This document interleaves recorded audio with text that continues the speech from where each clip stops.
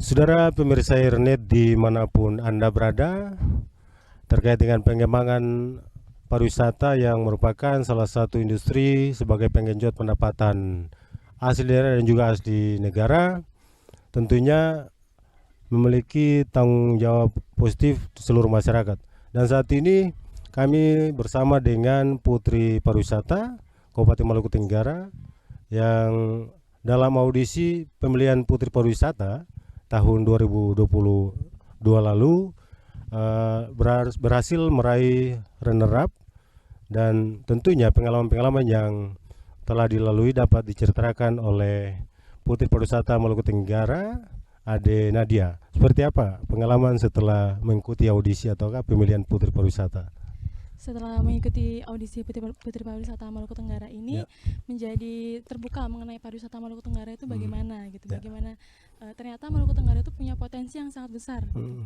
Di setiap desanya, di setiap lokasi, bahkan di pinggiran pantainya itu sangat berpotensi semuanya Ya. gitu. Nah, setelah itu Ya. dengan adanya audisi ini, maka dari itu kami dari pihak pariwisata ini bisa menjadi terbuka gitu mengenai pariwisata Maluku Tenggara ini kedepannya seperti apa untuk memperkenalkan lagi kepada dunia luar, karena mengingat kembali Maluku Tenggara ini berada jauh dari pusat di Indonesia, yaitu di kota Jakarta.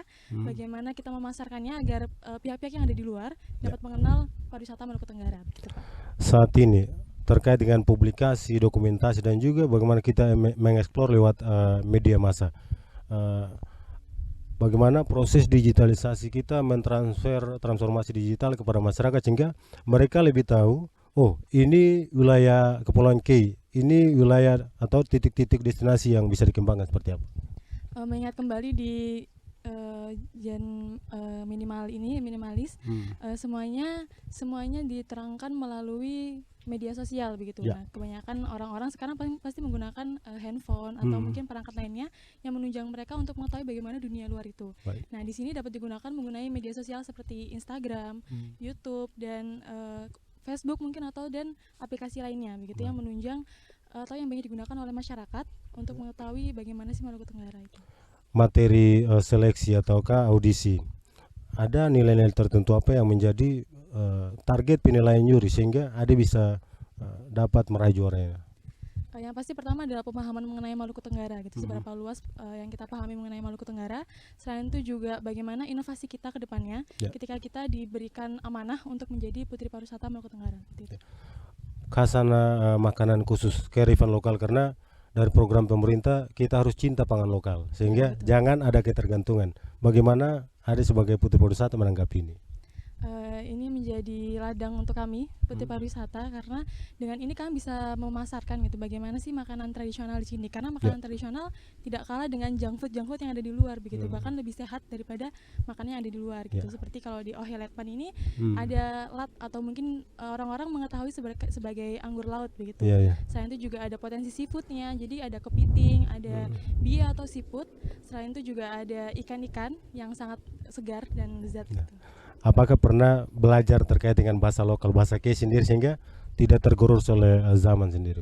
Ya, pastinya itu menjadi amanah dan tanggung jawab kami untuk tetap bisa memahami bagaimana sih bahasa K itu, karena kan sebagai anak K seharusnya bisa bahasa K seperti itu.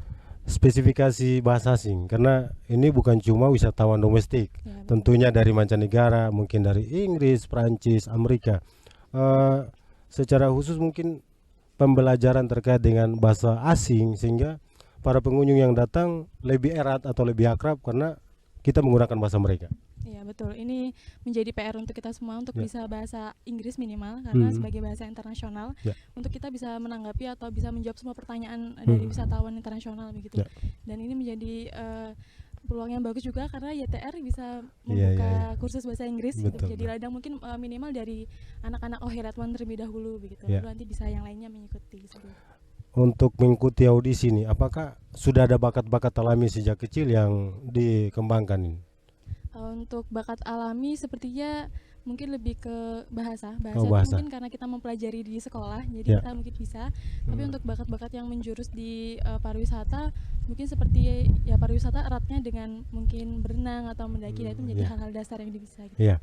Ada harapan khusus dan juga optimisme bagaimana sebagai Putri Pariwisata yang akan mewakili Kabupaten Maluku Tenggara juga ke kancah nasional dan internasional, sehingga potensi-potensi kekayaan sumber daya alam hayati dan non hayati yang dikembangkan dapat diangkat ke permukaan, sehingga publik yang ada di Indonesia kemudian juga di luar negeri dapat menikmati hasanah ini.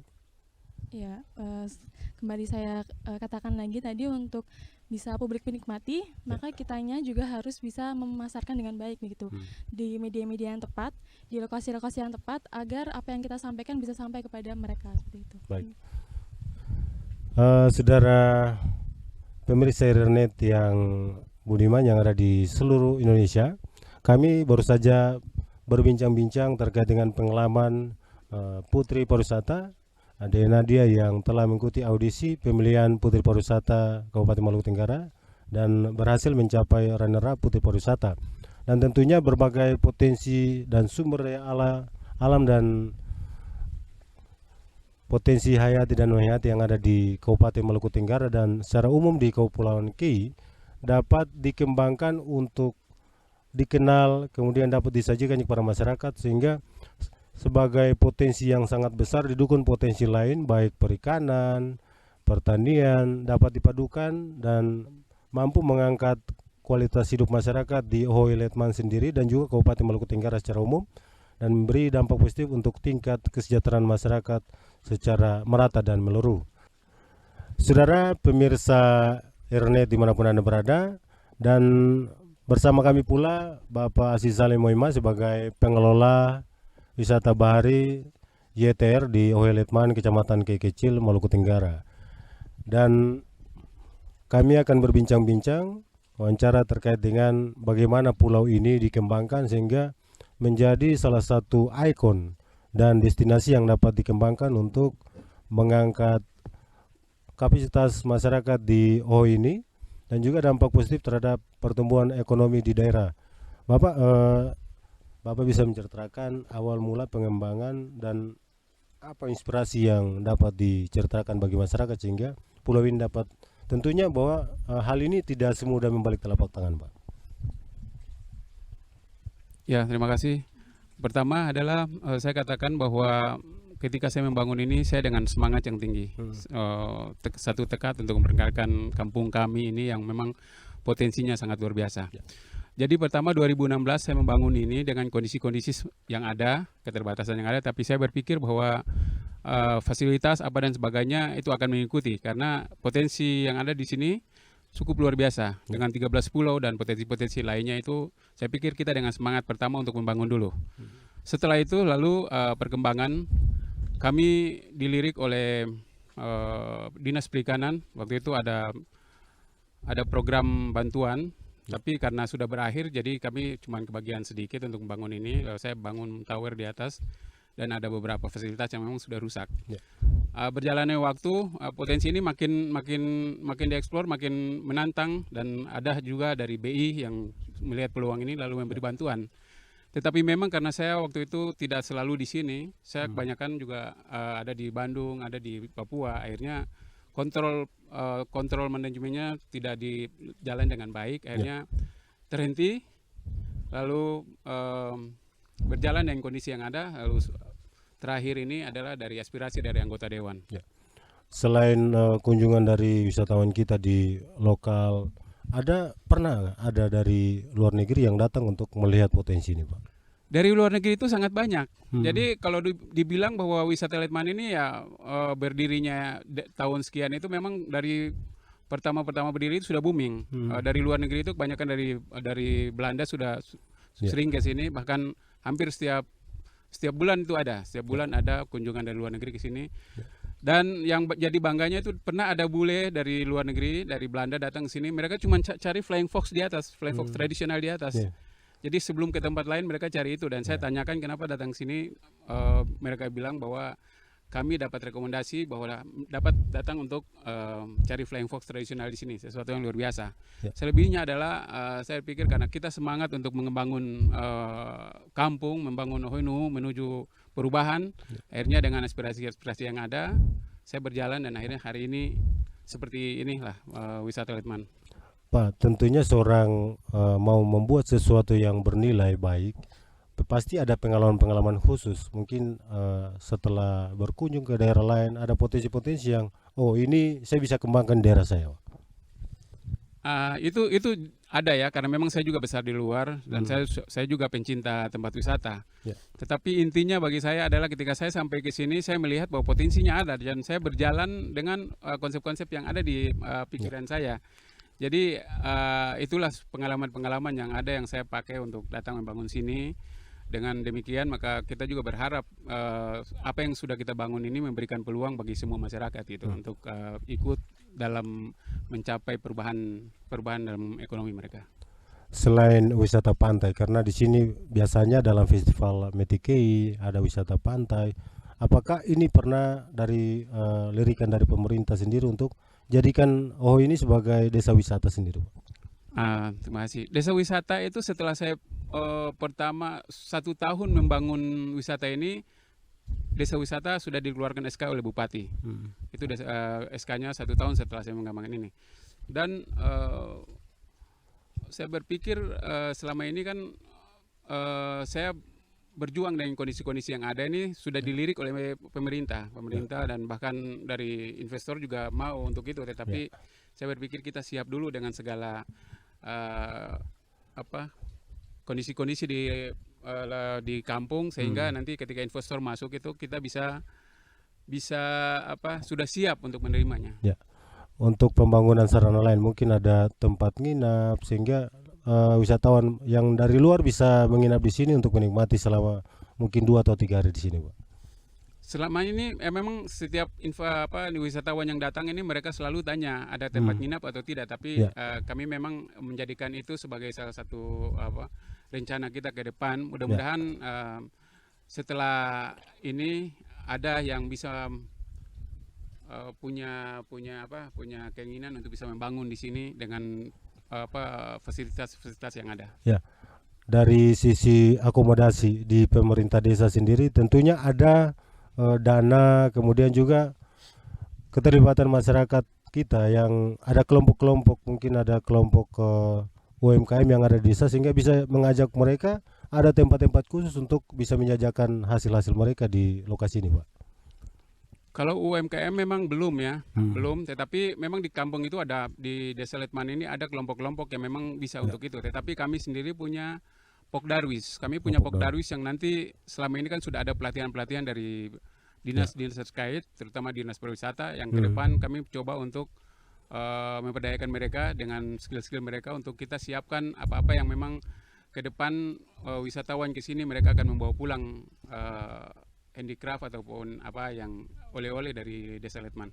Selama ini kunjungan wisatawan mancanegara ada pramu wisata atau guide-guide yang mengantar ke sini, Pak? Selama ini guide-guide-nya dari luar ya, dari luar. Tour guide-nya memang dari luar. Tapi mereka sudah tahu bahwa ketika turis-turis yang datang itu selalu mereka menawarkan pariwisata Letman. Jadi kami sementara lagi menyiapkan itu dengan tadi program-program seperti kami pembelajaran bahasa Inggris untuk anak-anak dan sebagainya. Dan kebetulan putri-putri pariwisata ini mereka juga konsen terhadap wisata Letman. Terutama ini juga saya sangat berterima kasih kepada mereka karena konsen mereka sangat luar biasa. Jadi ketika ada sesuatu yang ke depan harus diperkenalkan, mereka pasti ada di sini. Ya, yang terakhir, Pak, dari sisi kerjasama dengan media-media atau kita publikasikan promosi secara berkelanjutan sehingga secara rutin masyarakat lebih mengenal wisata YTR sendiri, dia berkesinambungan dan berkelanjutan dan bisa dikenal oleh khalayak publik. Kalau promosi, saya bilang bahwa wisata Yardan Ratu Letman ini promosinya sudah bagus. Banyak TV swasta sudah ada di sini.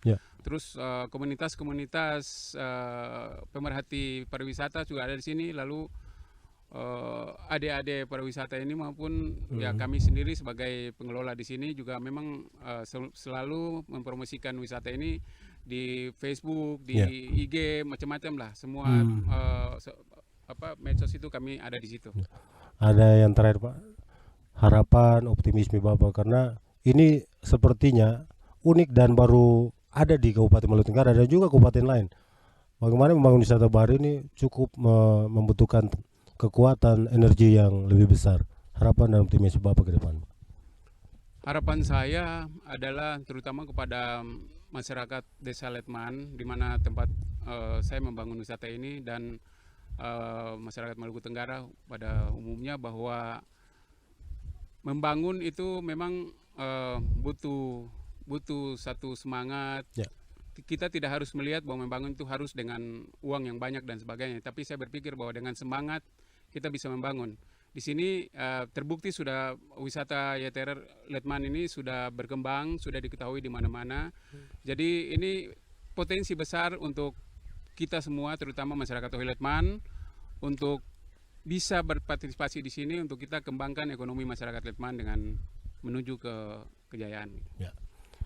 Baik, pemirsa Irene dimanapun Anda berada, kami baru saja berbincang, bercakap-cakap tentang bagaimana membangun sebuah destinasi wisata bahari yang tentunya memiliki makna positif dan juga mengangkat kearifan lokal yang menjadi kekuatan besar untuk menciptakan dan mengangkat budaya nasional sebagai akar dari budaya nasional.